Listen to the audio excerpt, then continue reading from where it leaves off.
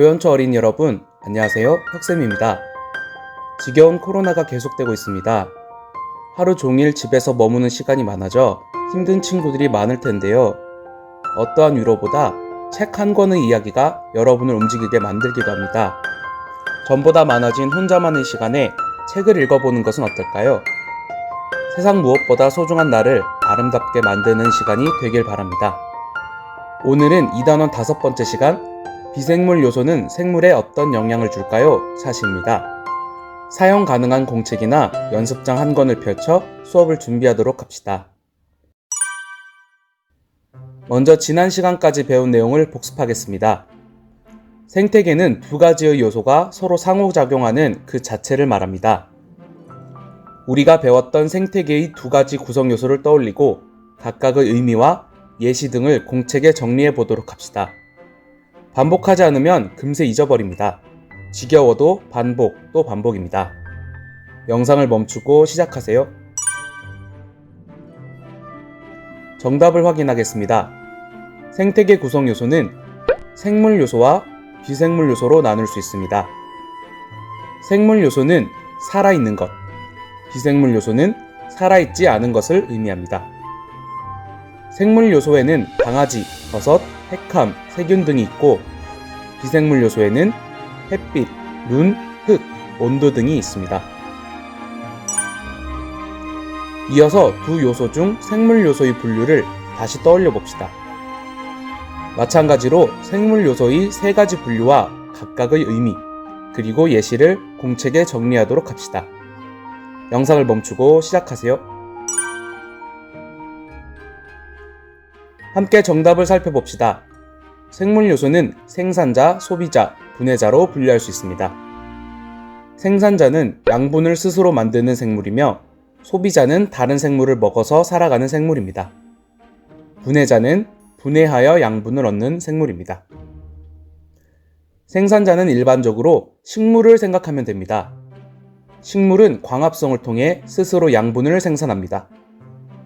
소비자는 일반적으로 동물입니다.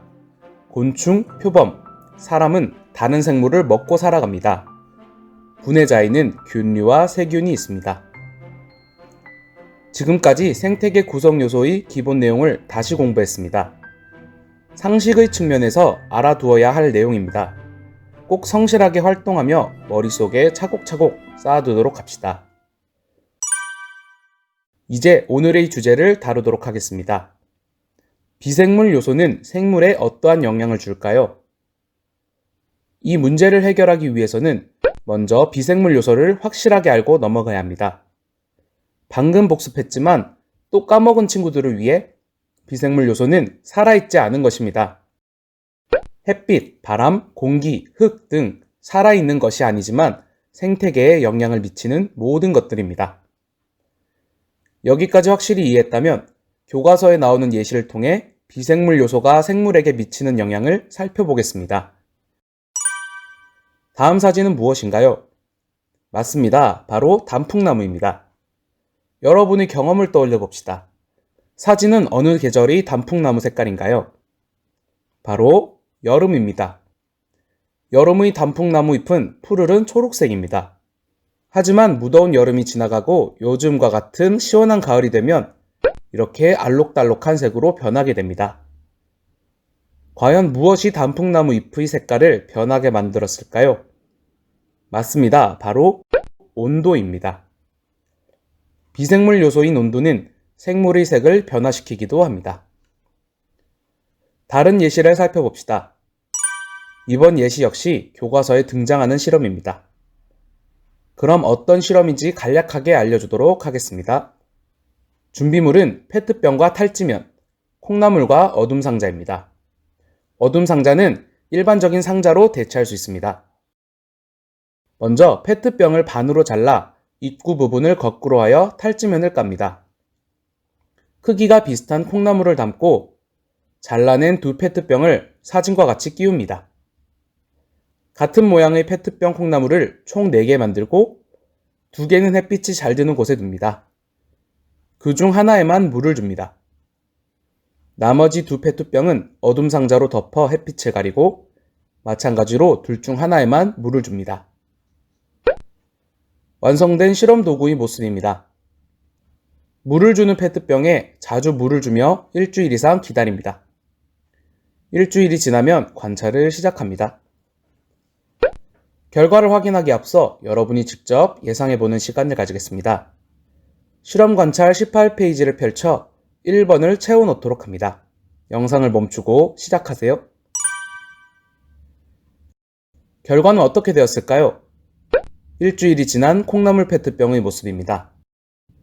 왼쪽부터 차례대로 햇빛과 물을 모두 받은 콩나물, 햇빛은 받고 물은 받지 못한 콩나물, 햇빛은 받지 못했지만 물을 받은 콩나물, 둘 다 받지 못한 콩나물입니다. 실험 결과를 정리할 테니 영상을 보며 실험 관찰 18페이지의 2번을 채워가도록 합니다. 각각의 실험 결과는 다음과 같습니다. 천천히 살펴보도록 합시다. 햇빛과 물을 모두 잘 받은 콩나물은 떡잎과 몸통이 초록색으로 변하고 몸통이 길고 굵어졌으며 햇빛이 자라는 방향으로 콩나물이 자랐습니다. 또한 초록색 본잎이 나왔네요. 햇빛을 받았지만 물을 받지 못한 콩나물은 떡잎이 연한 초록색으로 변했으며 몸통이 시들었습니다. 물은 받았지만 햇빛을 받지 못한 콩나물은 떡잎이 그대로 노란색이며 몸통이 길게 자랐고 노란색 본잎이 나왔습니다. 햇빛과 물을 모두 받지 못한 콩나물은 떡잎은 그대로 노란색이며 몸통이 시들었습니다. 영상을 멈추고 실험 관찰 18페이지 2번을 깔끔하게 정리하도록 합니다. 시작하세요.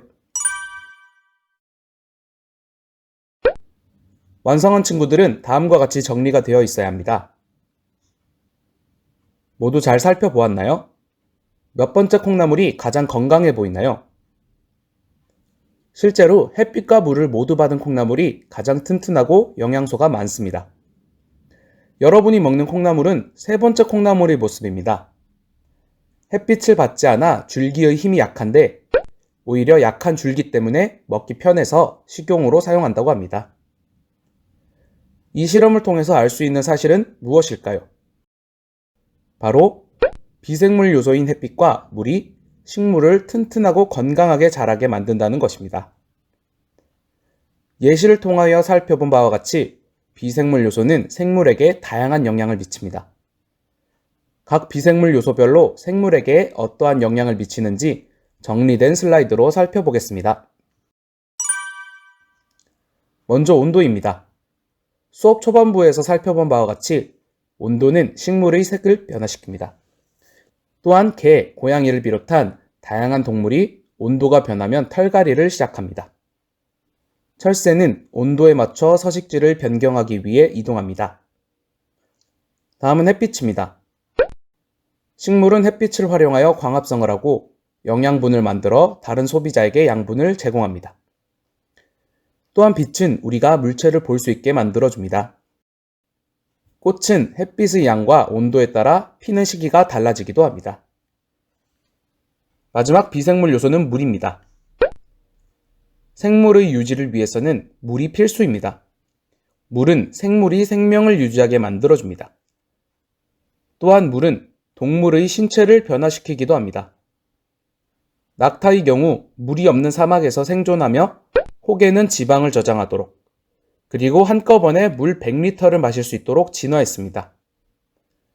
큰 페트병의 물이 2리터인 것을 생각하면 낙타는 큰 페트병 50개 정도의 물을 한꺼번에 마실 수 있습니다. 낙타뿐만 아니라 다양한 생물은 물을 유지할 수 있도록 진화했습니다. 또한 물을 활용한 세수, 샤워, 목욕을 통해 청결을 유지할 수 있습니다. 지금까지 온도, 햇빛, 물 등의 비생물 요소가 생물에게 미치는 영향에 대해 알아보았습니다. 다양한 영향이 있지만 공통적으로 비생물 요소는 생물 요소가 살아가는데 반드시 필요하다는 것을 알 수 있었습니다. 이어서 탐구 활동입니다. 실험 영상에서 채웠었던 2번의 표를 보며 아래에 있는 알게 된 점을 정리하여 적어봅시다. 영상을 멈추고 시작하세요. 정답을 확인하겠습니다. 햇빛과 물을 잘 받은 식물이 건강하게 자란다는 내용을 담고 있으면 됩니다. 마지막 더 생각해 볼까요입니다. 온도와 햇빛, 물을 제외한 다른 비생물 요소를 생각해보고 그것이 생물에 미치는 영향을 정리하도록 합니다. 영상을 멈추고 시작하세요. 예시 정답을 확인하겠습니다. 공기와 흙뿐만 아니라 다양한 비생물 요소에 대한 내용이 담겨져 있기를 바랍니다. 오늘 수업은 여기까지입니다. 오프닝에서 말한 것처럼 오늘은 꼭 책 한 권을 읽는 여러분이 되기를 바랍니다. 그럼 다음 영상에서 만나요.